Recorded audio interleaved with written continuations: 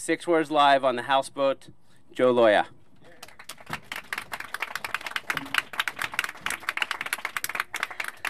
Thanks, Larry. Okay, my six-word memoir is Memoir, Torpedoes, Myths, Family Boat Sinks. So the three things I'm going to tell you before I start the story. One, my dad was a preacher when I was young. You need to know this. The second thing is when I was 16, he beat the hell out of us. That's another thing you need to know. So at age 16, when he was beating me to break a bone in my rib and my elbow, I stabbed him in the neck and tried to kill him. He survived. I went in a foster home, and he never laid a hand on me again.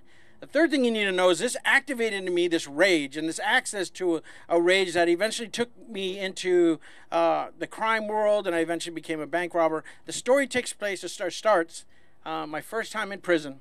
I go to prison. A month later, I get a package sent into me with a bunch of goodies in it, and also Playboy and Penthouse magazine. A guy comes to me and he says, "Hey, listen, I saw that you had, some sex magazines. Can I borrow the Playboy magazine?" I said, "Sure." I give it to him. I go back a couple of days later. He should have returned it by now. I go and say, "Hey, listen, so what happened to my Playboy magazine?" He says, "Here's about that. You need to know I sold it, you're paid, and what are you going to do about it?"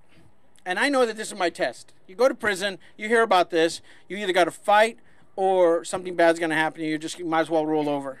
So I tell the guy I'll be back in an hour. I go to the chapel. I start thinking of all these memories of the ways I was bullied as a kid.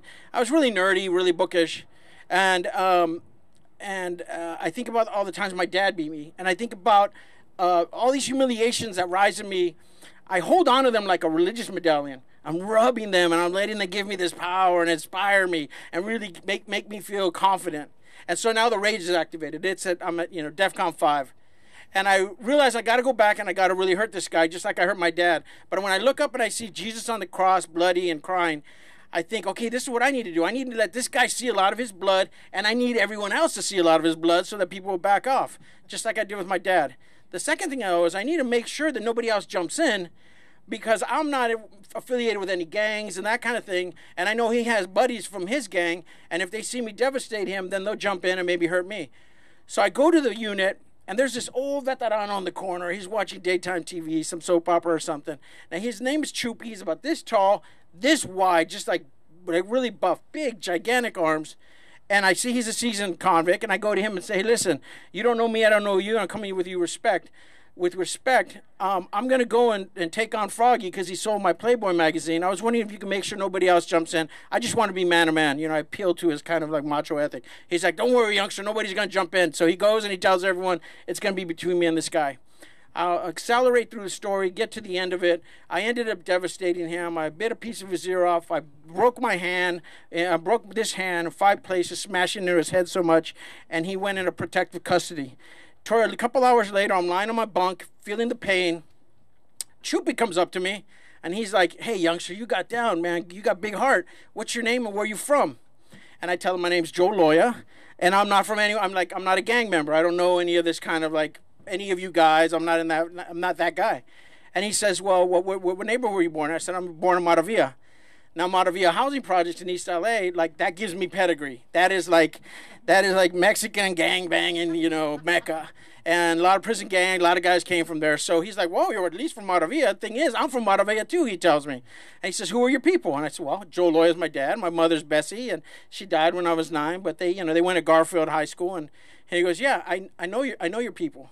I said, "Yeah?" He goes, "My sister Emily was your mother's best friend." He said, "And she died. She was going to be your godmother, but she died when she was young." I was like, "Wow." And he says, so now we're real homeboys." And I'm like, "Yeah, we're homeboys." And he says, "Wait, so if your mom and dad are Bessie and Joe, so who is Gloria?" I said, "Oh, that's my Aunt Gloria, Sister Gloria. She's a big Christian now. She goes to church all the time. She peppers all her sentences with praise be to Jesus and God bless you." And she's like that woman. She goes to church 6 times a week, Bible studies, and she even introduces herself everywhere she goes as Sister Gloria, so everyone thinks she's a nun, even though she's just a low Protestant, woman. Not a nun. So I tell him all this. He's like, "Wow, she went out like that, huh?" I said, "Yeah, she went out like that." He said, "Well, your Aunt Gloria, I got to tell you, man, she was the finest lesbian in all of East LA. I'm like, "What?"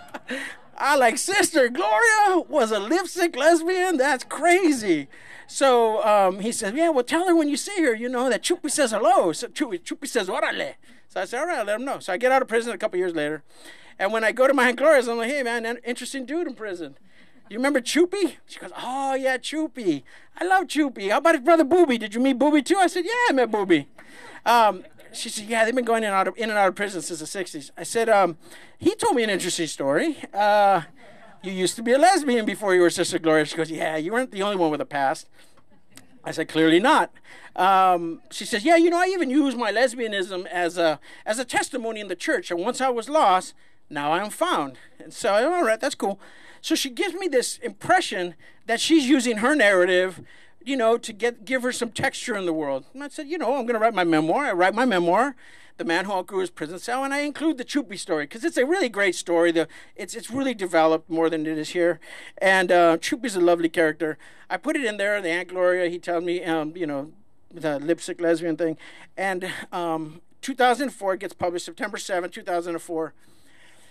When Barnes & Noble opens at 10 in the morning, my family's over there getting the book to find out what I said about them. By 5 o'clock, slow readers, at 5 o'clock, they have gone through the 350 pages, and they've now called my dad, and they've all bitched and moaned.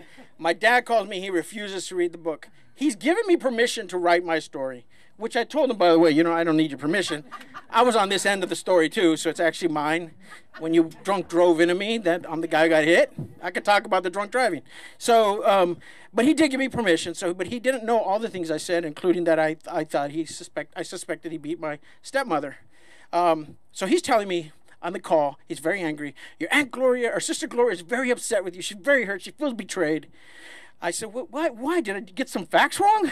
He said, no, it's just the lesbian thing. I said, she uses that as her testimony. It's public domain. I mean, she's told me. He said, yeah, but the grandchildren don't know, and, you know, this and this and that. I thought, okay. I felt a little bad about that. I'm not going to lie. I thought I confused that she lets it be a public narrative. I didn't realize she was really keeping it kind of more personal, public, whatever that hell that is. But anyway, so he gets really riled, you know, and I didn't beat Brenda. There's no way I would have beat Brenda. I don't beat women. And I thought, oh, like all of a sudden there's this like weird line, you know, I'll bite 9-year-old boys and I'll choke them with the belt and I'll hit you with a bat. But hell no, man, I'm not the kind of unethical guy who would like hit a woman. Like crazy, you know. So he's angry at me and he's, you know, just ferocious. Now he can't hit me anymore, you know, he's an old guy and I had already acquired some violence in my life. And so, but what he's doing is he's throwing all this like, just getting angry. And he finally says, and you know what? By the way, when you stabbed me, I didn't need to forgive you. In fact, if I hadn't been a Christian, I would have had you killed. I'm like, yikes.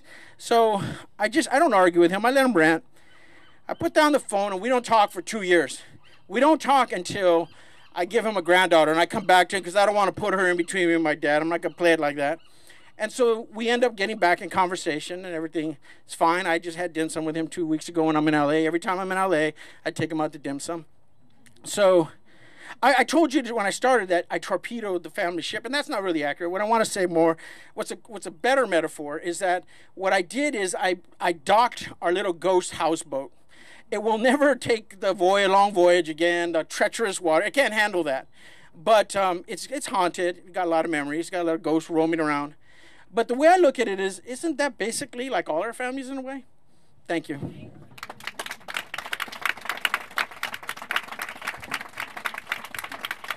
Joe Loya.